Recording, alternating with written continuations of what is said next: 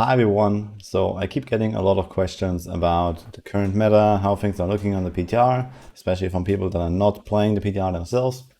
So I want to take a moment to talk about that a little bit. So this is not like a full tier list, max roll, standard accuracy, kind of overview. But I'm just trying to give you a bit of an idea of what things are looking like, what is strong, and what I expect will be strong after we get all the updates. Right now, we have not gotten any patches on the PTR yet. I expect this to be either on Tuesday or on Thursday. And then this is usually pretty close to the final patch. So unless there's like some really big bugs coming up or maybe some last minute tuning for one or two things, this is usually around it.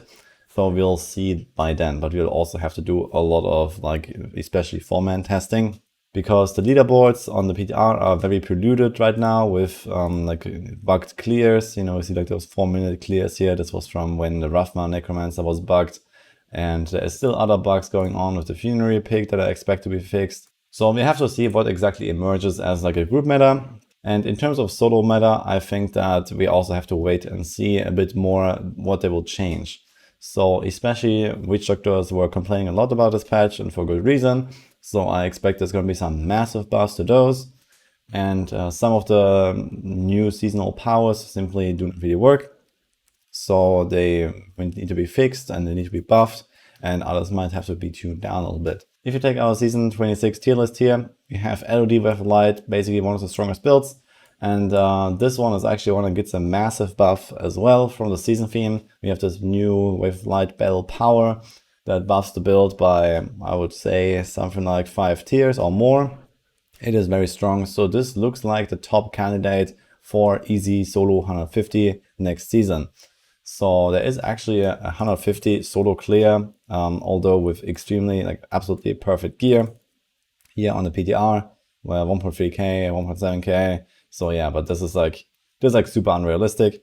So realistically, it's like maybe 2.5k or so, I would guess, simply because you won't have the items.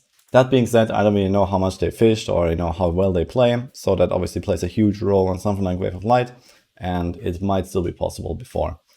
Then next in line is actually probably Rathma, Army of the Dead. So this looks like one of the top builds next season. There are two reasons for that. One is that it was actually performing slightly better than it says on our tier list. In fact, I believe right now, Paragon adjusted, it has the second best clear in the world on the live server right now. Apparently there's like a 4.5k Paragon 150, and that's also in a pretty good time. So this is already extremely strong. But this is also a way above average clear, so I'm not exactly sure what happened. But it also gets a buff from the funerary pig. At least it might get a buff. So there is this new funerary pig item that is intended for Dragoons, and instead it is actually being used in Rathma as well. But it's bugged right now, and this Siphon Blood power shift gives you 20% multiplicative damage times 10, or to the power of 10 rather. So you end up with around 5 tiers too much power. And on top of this, well, we also had this bug earlier in the PTR that made Rathma completely ridiculous. So if those two things are fixed, we might still run Funerary Pig and the build might still be slightly better than on live server. So this is why I believe that this is gonna be really, really good. And then we have Nova. So we have the Dragul rework and the LOD Nova that basically also got that rework now. So LOD Nova is going to be stronger than Dragoons. Dragoons is looking pretty powerful. I expect that Dragoons will be somewhere top of A tier, maybe even reaching S tier with the current power level. And LOD is probably 2-3 tiers better than that. So yeah, LOD Death Nova is almost guaranteed S tier solo, but it has the issue you have like 20-minute long boss fights. So that's kind of a problem for a lot of people, and you have to fish a lot, you have to get pylons to spawn nemesis braces and stuff like that. So it is very fishy. It is something that will just kind of perform better over time when people actually try harder with this. But it is very powerful. In fact, it's looking like LOD Nova is going to be the 4-man trash killer. And it's actually pretty fun as well. So it is very strong AoE build, and then you have someone else to kill the boss. Then obviously we have some of the other S tier builds that didn't really get any changes or small changes. So Marauder Sentry is still going to remain really strong. It also gets a new cluster arrow power from the season theme, so it should be pretty alright. I guess Arrakis Spiders, for example, gets nothing, and Zunimasa also not really. These are like really small things. So it's likely that we're gonna raise the bar for S tier builds, and then those will drop out. Inner is nerfed, so this is gonna be an A tier build most likely, and it also doesn't get anything from the season, so it's gonna land somewhere here. But it is gonna remain like basically the T16 build, basically the bounty build, and most likely still in the like top 3 or maybe top 5 of solo speed farming GR builds. So this is just how ridiculous Inner is right now, even, you know, with that nerf. So yeah, LED Twister doesn't really get anything. I guess it might also drop out here. Same with the Heaven's Fury, but there might be Condemn now. So there's this Arcane's Condemn that is pretty solid, and maybe it gets a slight bump up as well. It's gonna land somewhere in A or S tier, I imagine. And then there's Raker. So Raker is the best build in the game right now in solo push, and potentially it does also benefit from the season theme to a rather large degree, but I expect this will be a very high Paragon thing. So a theoretical scenario here is that you can whirlwind the entire map together in like a minute or two, and then you just annihilate, you know, with a few boulders, everything will explode, battle rage, explosions, whatever. And you do this on like 2-3 floors in or Extreme Rift or something, and this is it basically. And I expect Raker clears will be pretty nuts, but this will probably also take a while until we see higher Paragons. But they will probably remain some of like the best. So somewhere also in like the top 5 of clears at least, even though they don't really get like a specific power for the build, and it's going to be kind of wonky setup. Yeah, so these are the top contenders for solo pushing. There are some more like especially farming and group builds. So one is the Firebirds. So we have Firebird here right now with the Flame Blades. And this is going to be a Firebird magic missile build. Works literally exactly the same. You just have a different generator and it's more ranged. So you have a Zaze and maybe power hungry. That's about it for the changes you do. And it is really fun. It is really good farming build. So I expect this to be the best solo XP build next season.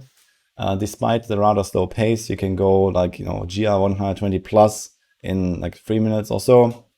So it seems like it's gonna be somewhere up there. So maybe a Rathma might be better as a farming build because it also gets a nice season theme buff. With Light might be a better farming build, but this is probably about it. And I also expect that Firebird will be the 4-man speed XP meta. So there is a build that we made on the season 23 PTR when Firebird got reworked initially, which is reverse Archon Flame Blades. So you had 2 wizards on a 40-second cycle going into Archon exactly when the other one comes out. And you always had 1 DPS wizard and 1 that was just leeching stacks. And that is actually a super fun meta because you come out, you just annihilate everything, and then, you know, you kind of like feed off each other. So I expect this to be extremely powerful to go like beyond GR 130 speedruns. And yeah, it's going to be an incredible meta. It's going to be really fun, I believe. Obviously, there are still rats, and then there might be even some Wave of Light stuff. There might be some Rathma stuff for group farming, but I don't really see that happening. This yeah, Firebird reverse Archon setup is actually just really benefiting from a group scenario. So this will most likely be the thing. And for Rift Guarding killers on the high tiers, I mentioned the Death Nova as the trash killer. So this also looks like Firebird right now or Rathma. So both these have very high single target damage.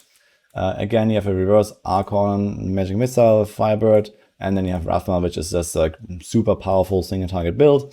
We tried it on the PTR. We were melting 150 bosses in like around 1-2 minutes or so, depending on the boss and on the setup. So we're looking at rather easy 150 clears next season. So even for solo builds, there are a bunch of builds that will do it probably at around 2k, 3k paragons. It looks like it's going to be around the power level of the ethereal season. All that being said, I expect there will be some massive changes, especially to witch doctors. So they might just end up being super nuts anyway. So we'll see probably on Thursday if they like redo some of the powers.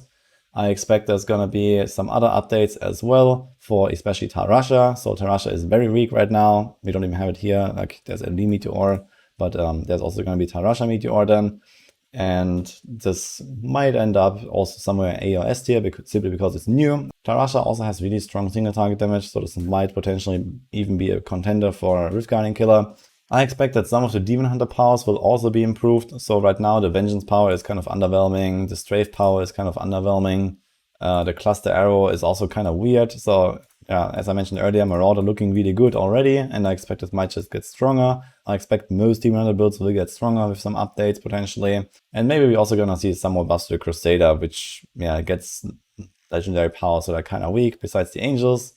And yeah, it's also kind of weird with those, and they don't really fit into many builds. So yeah, there's not really that much here as well. So overall class ranking right now, I would say Necromancer is really up there, has a bunch of really good builds. There's Rat, there's Rathma, there's Nova, the other Nova, etc. Even Corpse Explosion is still there as S tier as well. You have the Wizards as well with the new, especially Firebird. And then you have a nice new T16 build as well with the Magic Missile. So you will be annihilating speed content. For pushing, nothing really all that crazy on the Wizard. But farming is going to be nuts. You have Demon Hunter, also really strong. And of course you have the Monk that still has Inner and the LOD with Light. And then you have the other 3 classes, I would say. So Witch Doctor usually very strong, but doesn't get much right now. Barbarian, it has Raker. But this will probably only really shine higher Paragons and with very, very good gameplay. So there's also Wastes, which does get a bit from this patch, but I don't really expect this to be anywhere close to some of the other top builds. And Zeta kind of on the lower end here. As I mentioned, take all of this with a grain of salt. This is just the early PTR where stuff is really wonky, and we have a lot of buggy stuff, we have a lot of overpowered stuff, we have a lot of underpowered stuff. So there will be some big tuning pretty soon, and I'm going to give you an updated picture. And obviously you can expect the full, season 27 max roll updates, build guides, mechanics for the new crucibles, and obviously the tier lists by the time that the season comes, which we expect right now on the 12th or 19th of August.